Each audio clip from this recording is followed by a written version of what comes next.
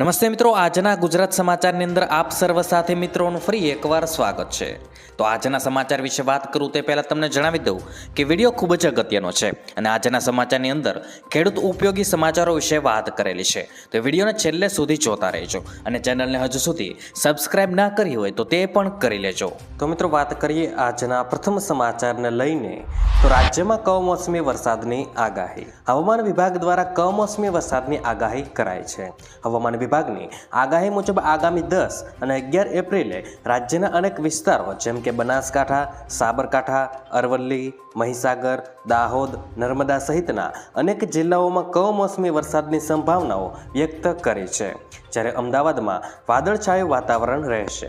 Western ડિસ્ટર્બન્સની અસરને કારણે કમોસમી વરસાદની શક્યતાઓ છે।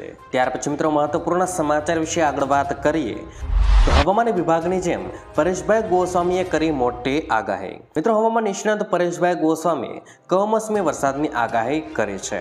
આગાહી મુજબ આગામી 13 થી 16 એપ્રિલ દરમિયાન રાજ્યમાં કમોસમી વરસાદ આવવાની સંભાવનાઓ વ્યક્ત કરી છે, જે બાદ રાજ્યમાં તીવ્ર ગરમીનો અહેસાસ થવાનો છે, જ્યારે 21 થી 30 એપ્રિલ દરમિયાન રાજ્યમાં ફરી એકવાર તાપમાન ઊંચું જવાની સંભાવનાઓ વ્યક્ત કરી હતી। ત્યારબાદ મિત્રો મહત્વપૂર્ણ સમાચાર વિશે આગળ વાત કરીએ તો સ્વાઇન ફ્લૂનો ભરડો। મિત્રો ગુજરાતમાં સ્વાઇન ફ્લૂએ ભરડો લેતા સ્વાઇન ફ્લૂ અને કોરોનાના કેસમાં વધારો થયો છે। અકોટા વિસ્તારમાં વૃદ્ધાનું સ્વાઇન ફ્લૂથી મોત થયું છે। સ્વાઇન ફ્લૂના કેસોમાં વધારો થતાં મનપા એક્શનમાં આવી ગઈ છે અને વડોદરામાં સ્વાઇન ફ્લૂનો 1 અને કોરોનાના 4 દર્દીઓના કેસ સામે આવી રહ્યા છે। ત્યાર પછી મિત્રો આગળ વાત કરીએ તો ગુજરાતના ખેડૂતોની માંગ શું છે। મિત્રો લોકસભા ચૂંટણી નજીક છે ત્યારે ખેડૂત સંગઠનો પણ સરકાર સામે વિવિધ માંગ સાથે મેદાનોમાં ઉતરી ગયા છે। ભારતીય કિસાન સંઘ દ્વારા હાલમાં જ કમોસમી વરસાદથી ખેડૂતોને થયેલા નુકસાનનું વળતર તાકીદે ચૂકવવા માંગણી કરાય છે। ઉનાળામાં ખેડૂતોને પૂરતી વીજળી માટે આગોતરું આયોજન કરવા પણ સરકાર સમક્ષ રજૂઆત કરાય છે। કિસાન સંઘની મળેલી બેઠકમાં રાજ્યના ચૂંટાયેલા લોકપ્રતિનિધિઓ પોતાના વિસ્તારમાં ખેડૂતોને થયેલા સર્વેની કામગીરીમાં રસ લઈને યોગ્ય વળતર અપાવી રાજધર્મનું પાલન કરે તેવી માંગણી કરવામાં આવી છે। ત્યાર પછી મિત્રો આગળ વાત કરીએ તો કુદરતી આફત પર સરકારનો શું છે જવાબ। મિત્રો 2 વર્ષમાં આવેલી કુદરતી આપત્તિમાં રાજ્યના સહાય ચૂકવણીને લઈ ચોંકાવનારો ખુલાસો થયો છે। કેન્દ્ર સરકારે 1 પણ રૂપિયાની ચૂકવણી ન કરી હોવાનો રાજ્ય સરકારે સ્વીકાર કર્યો છે। કોંગ્રેસના ધારાસભ્ય અર્જુન મોઢવાડિયાએ પૂછેલા સવાલ પર સરકારે લેખિતમાં જવાબ આપ્યો હતો। અતિવૃષ્ટિમાં રાજ્ય સરકારે કેન્દ્રને 15 ડિસેમ્બર 2022માં પત્ર લખ્યો હતો, જેમાં મિત્રો રૂપિયા 152 કરોડની સહાય ચૂકવણીની માંગણી કરી હતી, જ્યારે કેન્દ્ર સરકાર દ્વારા રાજ્ય સરકારની આ માંગણી ન સ્વીકારાઈ હતી। આવી જ રીતે રાજ્ય સરકારે બિપરજોય વાવાઝોડામાં 12 જુલાઈ કેન્દ્ર સરકારને પત્ર લખી 700 કરોડની માંગણી કરી હતી, જ્યારે આ વાવાઝોડામાં પણ કેન્દ્ર સરકારે કોઈ સહાય આપી નથી। ત્યાર પછી મિત્રો મહત્વપૂર્ણ સમાચાર વિશે આગળ વાત કરીએ તો ખેડૂતોને 50,000 રૂપિયાની સહાય। મિત્રો પ્રધાનમંત્રી સ્વનિધિ યોજના હવે ડિસેમ્બર 2024 સુધી લંબાવવામાં આવે છે। અગાઉ તેની છેલ્લી તારીખ 31 માર્ચ 2023 હતી। આ યોજના હેઠળ નાના વેપારીઓ અને સ્ટ્રીટ વેન્ડર્સને લોન આપવામાં આવે છે। નાણાં મંત્રાલયે ટ્વીટ પર આ માહિતી આપી છે। જો કોઈ શહેરી વિક્રેતા, મજૂર અને કોઈ અન્ય નાગરિકને કરિયાણા, રેડીમેડ અથવા તો ફળની દુકાન ખોલવા માંગે છે તો તેવા વ્યક્તિને આ યોજના હેઠળ લોનની રકમ આપવામાં આવે છે। જો તમે પણ આ યોજનામાં અરજી કરવા માંગતા હોવ તો જરૂરી ડોક્યુમેન્ટ સાથે અરજી કરવાની રહેશે। ત્યાર પછી મિત્રો મહત્વપૂર્ણ સમાચાર વિશે આગળ વાત કરીએ તો મોદીજીની ગેરંટી નિષ્ફળ ગઈ। મિત્રો લોકસભાની ચૂંટણીના પ્રચારમાં મોદી સરકાર કી ગેરંટીની જાહેરાતો જોવા મળે છે, જોકે ખેડૂતો અને મહેનતુ લોકોને આપવામાં આવેલા વચનો અધૂરા છે। સરકાર મોદી હે તો મુમકિન હેના નારા લગાવે છે, ત્યારે વાસ્તવિકતા એક અલગ જ ચિત્ર રજૂ કરે છે। ખેડૂતોની આત્મહત્યા અને તેમને પડતી તકલીફોના ભયાનક વાસ્તવિકતા ચિંતાજનક છે।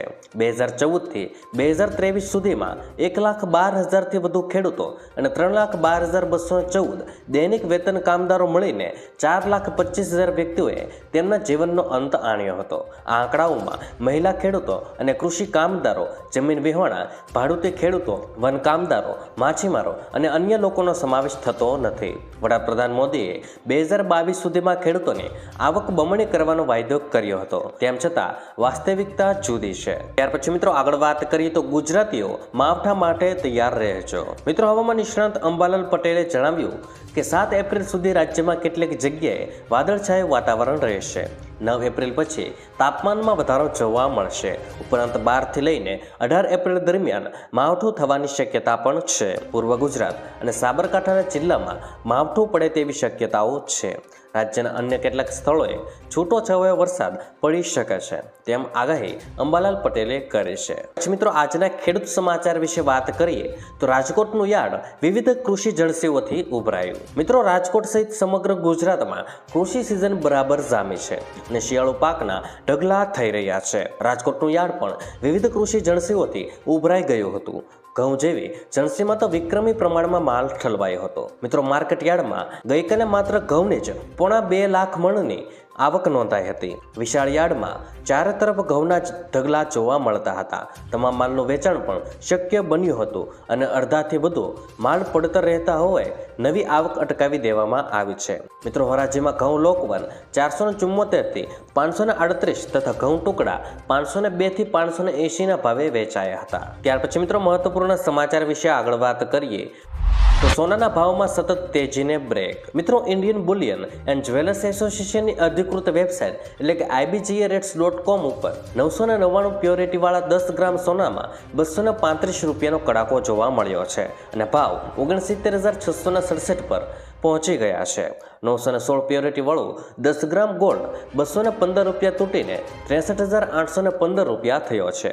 જ્યારે ચાંદીના ભાવ જોઈએ તો હાલ ચાંદીનો ભાવ 113 રૂપિયાના કડાકા સાથે પ્રતિ કિલો 79,224 રૂપિયા જોવા મળી રહ્યો છે. ત્યાર પછી મિત્રો આજના ટ્રેન્ડિંગ સમાચાર વિશે વાત કરીએ તો પરસોત્તમ રૂપાલાના મામલે મહત્વના સમાચાર સામે આવી રહ્યા છે.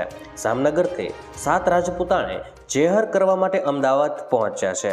મિત્રો આજે 4 વાગ્યા બાદ જેહર કરશે તેવી ચીમકી આપવામાં આવી છે. જેહર પહેલા રાજપૂતાણીઓએ ગઈકાલે મહેંદી લગાવી હતી અને મિત્રો જેહર કરવાની જાહેરાત કરી હતી. મિત્રો આજે 4 વાગ્યા બાદ જેહર કરીશું અને 4 વાગ્યા પહેલા નિર્ણય થશે તો અમારે આહુતિ આપવાની જરૂર નથી. ત્યાર પછી મિત્રો હવામાન વિભાગે કરેલી આગાહીને વિસ્તૃત રીતે જણાવીએ તો હવામાન વિભાગના જણાવ્યા મુજબ રાજ્યમાં ગરમી પણ રહેશે અને વરસાદ પણ હશે.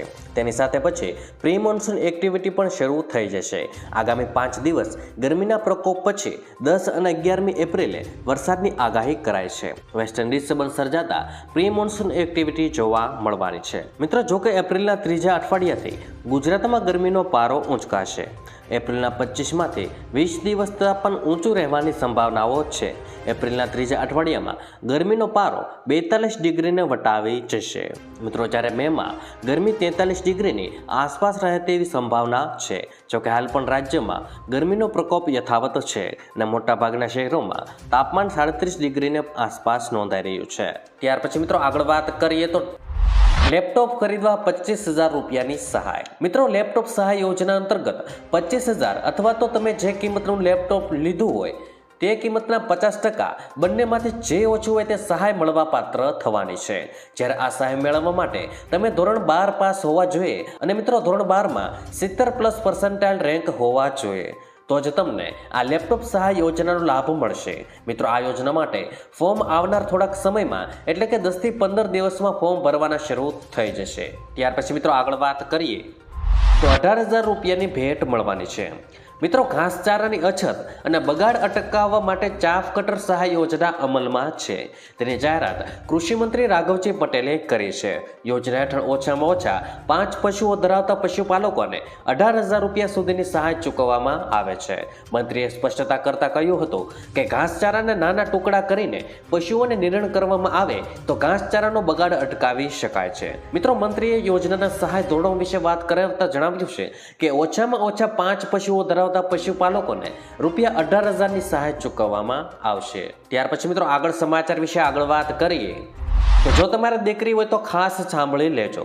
મિત્રો દીકરીઓ માટે મહત્વની વહાલી દીકરી યોજના અંતર્ગત ગીર સોમનાથ જિલ્લામાં વર્ષ 2022 અને 23માં 3550થી વધુ દીકરીઓને વહાલી દીકરી યોજના અંતર્ગત લાભ આપવામાં આવ્યો છે. અને વહાલી દીકરી યોજના અંતર્ગત રાજ્યમાં દીકરીઓના જન્મદરમાં વધારો કરવા તેમજ કન્યા કેળવણીને ઉત્તેજન આપવાના ઉદ્દેશ્યથી 2 ઓગસ્ટ 2019 બાદ જન્મેલા પ્રથમ 3 સંતાન પૈકી તમામ દીકરીઓને આ યોજના હેઠળ ધોરણમાં એકમાં પ્રવેશ વખતે પ્રથમ હપ્તો 4000 રૂપિયા, પછી મિત્રો બીજો હપ્તો 6000 રૂપિયા અને દીકરી 18 વર્ષની થાય ત્યારે ઉચ્ચ શિક્ષણ અને લગ્ન માટે ત્રીજા હપ્તા રૂપે 1 લાખ રૂપિયાની સહાય મળીને કુલ રૂપિયા 1,10,000ની સહાય મંજૂર કરવામાં આવે છે. મિત્રો, વહાલી દીકરી યોજનાનો લાભ લેવા માંગતા અરજી પત્રક વિના મૂલ્યે મહિલા અને બાળ અધિકારીઓની કચેરીએ તથા તાલુકા મામલતદાર કચેરીથી મેળવી શકશે.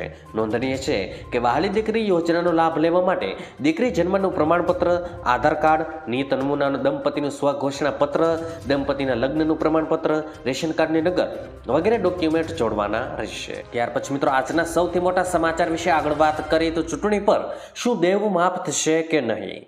મિત્રો, ખેડૂતો માટે પાક વીમા યોજના અને દેવા માફીને લઈને મોટા સમાચાર સામે આવ્યા છે. જે ખેડૂતો 20 થી 25 વર્ષથી દેવા નથી ભરી શકતા તેવા ખેડૂતોને નાદાર જાહેર કરવામાં આવશે. જે ખેડૂતો રેગ્યુલર લોન ચૂકવે છે તેવા ખેડૂતોને પણ થોડી રાહત આપવામાં આવે તેવી માંગ કરવામાં આવી છે. જ્યારે આગામી આવી રહેલી લોકસભાની ચૂંટણી પહેલા ખેડૂતોના પાક વીમાના પ્રશ્નનું પણ સમાધાન કરવામાં આવશે તેવા વાયદાઓ આજે ફરી એકવાર ગુજરાત સરકાર દ્વારા કરવામાં આવ્યા છે.